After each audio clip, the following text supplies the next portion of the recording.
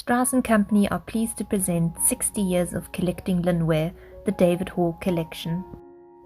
The high-quality pottery produced by the artists of Olifantsfontein appealed to many discerning buyers and art lovers of their time.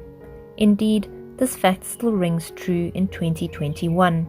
It has come to enjoy a unique status in the history of South African ceramics. The timeless beauty of work from both the Ceramic Studio and Linnware potteries lies in the exquisite glazes and classic forms. This is beautifully demonstrated by the many pieces on offer in this catalogue. In Rihanna Heyman's opinion, this is a superior and representative collection, lovingly built up over a long period. David Hall was clearly aware and enthralled by the above-mentioned qualities, as well as the lovely 1930s allure that is always part of Olifantsfontein pottery.